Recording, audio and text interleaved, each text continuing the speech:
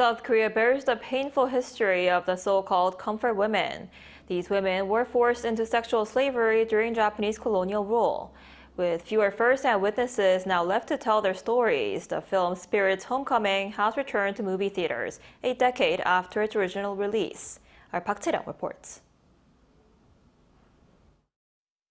During Japan's colonial occupation of Korea, many women were forced into sexual slavery. As time passes, the number of survivors able to testify firsthand has shrunken year by year, leaving only 5 so-called comfort women still alive today. Against this backdrop, the 2016 film Spirit's Homecoming, which portrays the suffering of the victims, was recently re-released. Here at CGV Yongsan, audiences are once again coming face-to-face with a story first brought to the screen 10 years ago. Some moviegoers share their thoughts on the film. I hope this re-release gives more people a chance to see it again and reflect once more on the history of the comfort women. The problem of the Japanese military sexual slavery system is not a problem of the past, it's connected to reality because there's still women in many parts of the world that experience gender-specific violence and sexual violence. Even quite close to home in Ukraine, there's also a lot of violence against women as a war tactic, so I think it's an issue that we need to continue talking about.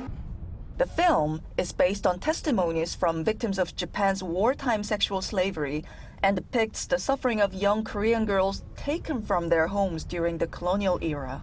When it first hit theaters in 2016, Spirit's Homecoming drew more than 3.5 million moviegoers, bringing renewed public attention to the victims' experiences. A decade later, however, the number of registered survivors still alive has fallen from 47 to just 5. As first-hand witnesses grow fewer, the director of the movie says the film has taken on another role. A film alone cannot change reality, but a film can serve as a form of cultural evidence. I hope this film will help preserve this painful part of Korea's history and help prevent such a tragedy from ever happening again.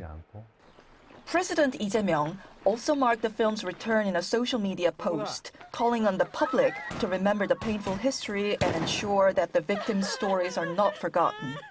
10 years after its first release, Spirit's Homecoming is returning not only as a film about the past, but also as a record for current and future generations.